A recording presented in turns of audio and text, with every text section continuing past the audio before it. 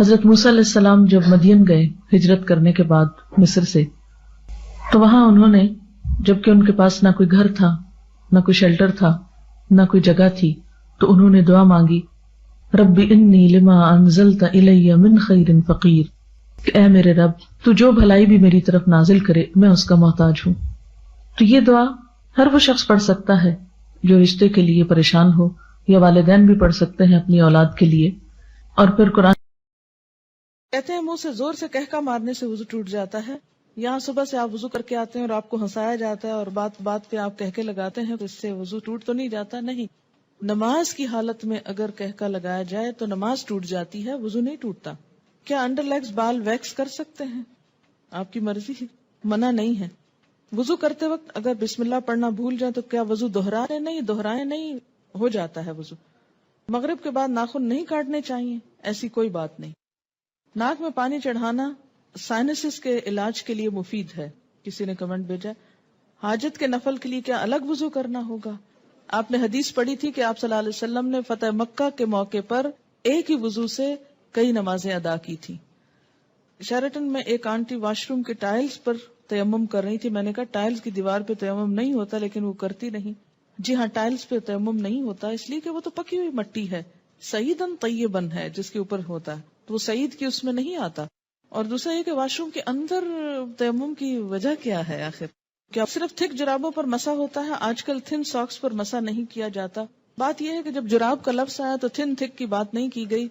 بات یہ ہے کہ اس تکلیف سے بچانا مقصود ہے کہ آپ اسے بار بار اتارے۔ ہاں، پھٹی ہوئی جرابیں نہ ہوں کہ جس میں بہت بڑے بڑے ہولز ہوں کہ وہ ساری سکن ایکسپوز ہو رہی ہے، یا ایسی باریک ہو کہ نیٹ کی بنی ہوئی کہ جو جراب کم اور پاؤں زیادہ نظر آ رہا ہو، تو یہ چیز آپ خود دیکھ لیجئے۔ اگر مہندی لگی ہو تو کیا وضو ہو جائے گا؟ جی بالکل ہو جائے گا، کیونکہ مہندی رکاوٹ نہیں بنتی پانی میں۔ ہاں، اگر ایسی کوئی چیز آپ نے لگائی ہے کہ وہ چھلکا بن گیا اور اس کے اوپر سے اتر رہا ہے تو وہ اور بات ہے۔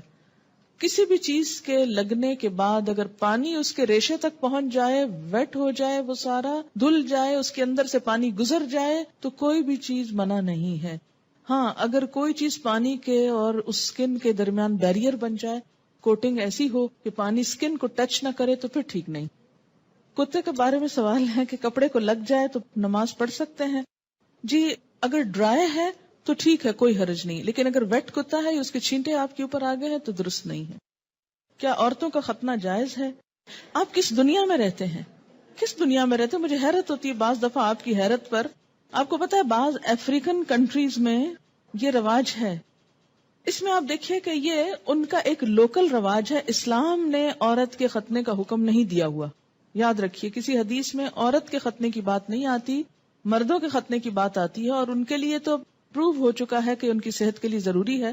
لیکن اگر کسی خاص علاقے میں یا کسی خاص کلٹ میں ایسی کوئی چیز ہے تو وہ ان کا لوکل کلچر ہے، it's nothing to do with Islam. اور اس پہ بہت پروپیگنڈا بھی ہو رہا ہے، آپ کو پتا ہے۔ میں نے خود کئی جگہ پر یہ پڑھا ہے کہ اسلام نے عورت پہ بڑے ظلم جو ڈھائے ہیں، ان میں سے ایک ظلم یہ بھی ہے کہ بعض علاقوں میں عورت کے ختنے ہوتے ہیں۔ یہ اسلام نے ظلم نہیں ڈھایا، یہ لوکل کلچر کی بات ہے۔ اور اگر کسی علاقے کا کلچر ایسا اور پھر انہوں نے اسلام قبول کر لیا اور کلچر بھی ساتھ ساتھ رکھا، اب مثلاً آپ کسی دن یہ پروپیگنڈا شروع کر دیں کہ جو کانچ کی چوڑیاں ہوتی ہیں اگر ٹوٹ جائیں تو عورت بیچاری کا وہ خون نکال دیتی ہیں اور یہ بڑا ظلم ہے، اس لیے ان کو بنانا بند کرنا چاہیے، تو اب یہ اسلام نے تھوڑی آپ کو کہا کہ آپ کانچ پہنے۔ آپ کا لوکل کلچر ہے، کسی اور ملک میں ایسا نہیں ہوتا، تو آپ کی مرضی، آپ پہنے نہ پہنے، پہنے تو احتیاط کریں، نہیں پہنے تو نہ پہنے۔ بہت ساری چیزیں ایسی ہیں کہ جس میں اسلام نے نہ کرنے کو کہا ہے اور نہ چھوڑنے کو کہا ہے۔ بہت سے لوگ کہتے ہیں کہ دیوار پر ہاتھ مار کر تیمم ہو جاتا ہے، اگر اس پر مٹی ہو کے قرآن پاک کی آیت کیا ہے؟ سعیدن طیبن۔ پلین میں پانی موجود ہے، واش روم بھی ہے، لیکن جا کر کرنا مشکل ہے، تو کیا تیمم کر کے نماز پڑھ سکتے ہیں؟ وہاں وضو کی جگہ کتنی ہوتی ہے یہ بھی بتائیے۔ دوسری بات یہ کہ جو لمبی فلائٹس ہوتی ہیں اس میں بعض حضرات وضو کر کر کے پانی اس طرح ختم کر دیتے ہیں کہ اس کے بعد میں جانے والوں کو بیچاروں کو ہاتھ دھونے کے لیے بھی کچھ نہیں ملتا۔ میں خود اس بات کی عینی شاہد ہوں۔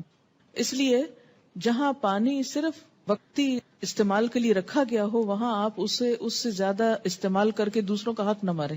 ہاں، آپ پوچھ لیں جہاز والوں سے کہ اس میں 300 لوگوں کے وضو کا اہتمام ہے تو ٹھیک ہے، کر لیں۔ اگر غسل کرنے کے بعد استنجا کیا جائے تو کیا وضو قائم رہے گا؟ نہیں۔ اگر صابن لگاتے ہوئے یا ویسے دوبارہ انسان کا ہاتھ ایسی جگہ کو چھو جائے کہ جس کے چھونے سے وضو ٹوٹ جاتا ہے تو غسل کے بعد پھر دوبارہ وضو کرنا ہوگا. کیا وضو کے بغیر حدیث کے ٹیکسٹ کو چھوا جا سکتا ہے؟ چھوا جا سکتا ہے. غسل پاکی میں غراروں کا حکم ہے؟ نہیں، ایسا کوئی حکم نہیں ہے. یعنی کلی کرنا کافی ہے، گلے میں پانی ڈال کے غرارے کرنا ضروری نہیں. کسی نے مسئلہ پوچھا کہ انٹر کورس کے بعد پاک ہو جاتی ہے اور نماز بھی پڑھ لیتی ہے لیکن اس کا ڈسچارج ہوتا رہتا ہے، تو اس صورت میں کیا کریں؟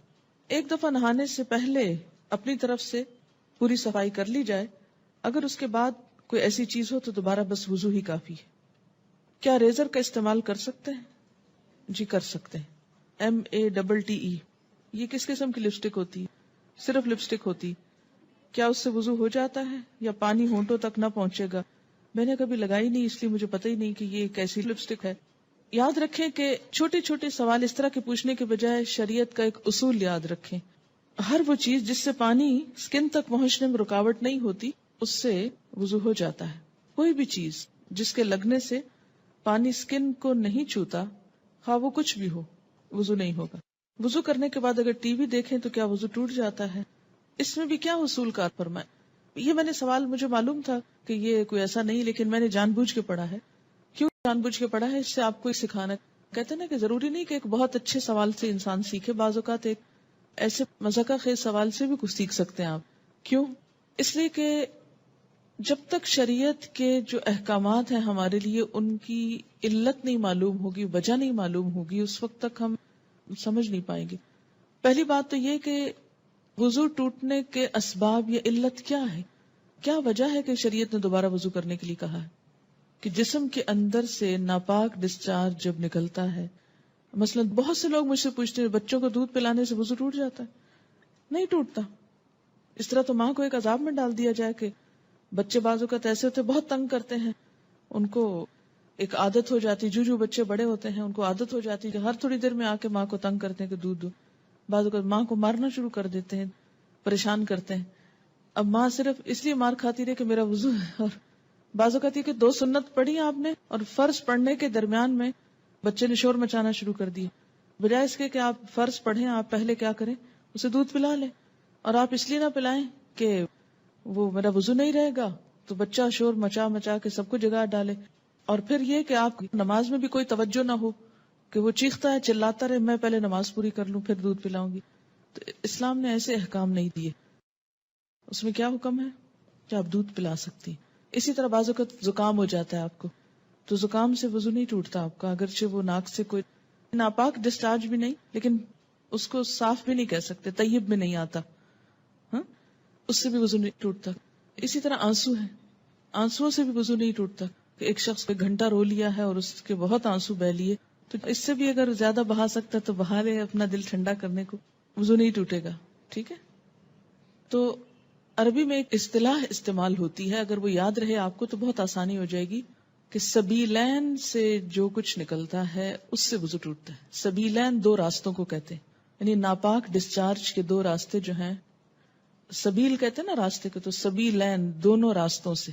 اور اس سے مراد یعنی یہ ایک ٹرم استعمال کی جاتی ہے بجائے ان دونوں جگہوں کے نام لینے کے. گفتگو میں جو الفاظ انسان استعمال کرتا ہے اس سے انسان کی شخصیت کی عکاسی ہوتی ہے کہ اس کا مزاج کیسا ہے. جن کا مزاج گندا ہو وہ گندی باتیں کرنے اور گندے الفاظ بولنے کو انجوائے کرتے ہیں، لیکن ایمان، گندگی اور ناپاکی اور یہ تمام چیزیں جو ہیں یہ ایک دوسرے کی ضد ہیں. یہ انسان کی ضروریات میں سے تو ہیں، اسی لیے انسان کیا کہتا ہے، اپنی ضرورت سے فارغ ہونا. ایک بہترین لفظ ہے جو مطلب بھی پورا کرتا ہے اور ان الفاظ میں بھی کوئی قباحت نہیں ہے، کوئی شناعت نہیں ہے. تو اسی طرح جب سبیلین کا لفظ بولا جاتا ہے تو اس لفظ کے سمجھنے میں آپ کو تو دقت نہیں ہے، کیونکہ آپ عربی پڑھتے ہیں، قرآن پڑھتے ہیں، آپ کو اتنا معلوم ہے لفظ. جو چیز وضو لازم کرتی ہے وہ کیا ہے؟ سبیلین سے کسی چیز کا اخراج، ڈسچارج. ٹھیک. بعض ڈسچارجز سبیلین سے صرف وضو کو ضروری کرتے ہیں اور بعض سے غسل بھی فرض ہو جاتا ہے. ٹھیک. جہاں تک خون کے نکلنے کا تعلق ہے، سبیلین کے علاوہ اگر جسم کے کسی حصے سے خون نکلتا ہے، مثلا دانت سے نکسیر پھوٹ گئی، کہیں اور کٹ لگ گیا، جسم سے خون نکل آیا، اس کے بارے میں دو آراء ہیں، اختلاف ہے. سبیلین میں کوئی اختلاف نہیں، یاد رکھیے سبیلین کے اخراج میں کوئی بھی اختلاف نہیں. سب کے ہاں ایسے ڈسچارج سے، کسی بھی چیز کے نکلنے سے وضو نہیں رہتا. لیکن خون اگر سبیلین میں سے نکلے تو وضو نہیں رہے گا، مگر جسم کے کسی اور حصے سے، مثلا دانت سے، ناک سے یا ہاتھ سے. اس کے بارے میں دو رائے ہیں. دو کون سی رائے ہیں؟ ایک رائے یہ ہے اگر اتنا نکلے کہ ایک قطرہ بن کے بہہ جائے، بہنے والا خون نکلے تو وضو نہیں رہتا. ٹھیک ہے، بہنے سے مراد کیا ہے؟ مثلا کٹ لگا، پہلے رستا رہا، پھر کٹھا ہوا، کٹھا ہو کے ڈراپ گر گیا تو وضو ٹوٹ گیا. ایک یہ رائے. دوسری رائے کیا ہے اس میں کہ نہیں، اس سے وضو نہیں ٹوٹتا. اور وہ دلیل کیا دیتے ہیں کہ حضرت عمر رضی اللہ تعالیٰ عنہ کو جب نماز میں شہید کیا گیا تھا تو انہوں نے نماز چھوڑی نہیں، یا حضرت علی رضی اللہ تعالیٰ عنہ کا جب تیر نکالا گیا تھا نماز کی حالت میں تو انہوں نے نماز توڑی نہیں تھی. ظاہر ہے تیر نکلا تو کیا خون نہ نکلا نا. ہاں، اسی طرح اگر آپ نے وضو کیا ہے، بعض اوقات ایسا ہوتا ہے نا کہ وضو کر کے آپ ہٹنے لگتے ہیں کہ آپ کو منہ محسوس ہوتا ہے، آپ دوبارہ سپٹ کرتے ہیں تو کیا ہوتا ہے، اس میں کچھ ریڈش محسوس ہوتا ہے کہ لگتا ہے کہ مسوڑوں سے خون آ گیا. اب اس میں وضو کی ایسی ضرورت نہیں ہے. اسی طرح بعض اوقات نماز پڑھتے پڑھتے کسی کی نکسیر چھوٹ جاتی ہوتا ہے نا، بعض لوگوں کو تکلیف ہوتی ہے. نکسیر کا معنی پتا ہے آپ کو؟ جو بلڈ ناک سے آتا ہے، بیماری ہوتی ہے. یا اسی طرح آپ بیٹھے کوئی کام کر رہے تھے، سوئی سے سوئی ایک دم لگ گئی جسم کے کسی حصے میں تو تھوڑا بہت خون رس گیا. یا بعض اوقات ایسا ہوتا ہے کہ کوئی پھوڑے وغیرہ نکل آتے ہیں، ہے نا. اچھا، ان پھوڑوں سے کچھ نہ کچھ تھوڑا تھوڑا رشتہ رہتا ہے، پس نکل آتی ہے کچھ یا کسی کو کوئی اور چوٹ لگ چکی ہوتی ہے. تو نماز پڑھتے میں کیا ہوتا ہے، اوپر کھڑے ہوئے نیچے بیٹھے زمین پہ، اس سے وہ پریشر آیا کسی جگہ پر تو خون اور نکل آیا. اس سے یہ نہیں کہ وضو بھی ٹوٹ گیا اور نماز بھی ٹوٹ گئی، نہیں، نماز کنٹینیو کریں. تو تھوڑا بہت اس طرح کا اگر بلیڈنگ وغیرہ ہوتی ہے تو اس کو اگنور کیا جا سکتا ہے. اسی طرح آپ وضو کر کے کھڑے ہیں، ناک سے زکام آ رہا ہے، کوئی فرق نہیں پڑتا. رو رہے ہیں آپ، رو رہے ہیں، کوئی بات نہیں. یا منہ سے رال ٹپک گئی، بعض لوگوں کو بیماری ہو سکتی ہے منہ سے رال ٹپکنے کی، سوتے میں تو ٹپکے کی تو وہ تو پھر ویسے ہی وضو نہیں رہے گا. لیکن بعض اوقات ایسا ہوتا ہے نا کہ بعض لوگ جیسے کمزور ذہن کے ہوتے ہیں یا مریض ہوتے ہیں، یا اسی طرح تھوک دیا آپ نے، تھوک ہے یا تھوک میں بلغم وغیرہ ہے تو اس سے وضو نہیں ٹوٹتا. سمجھ گئے یہ بات؟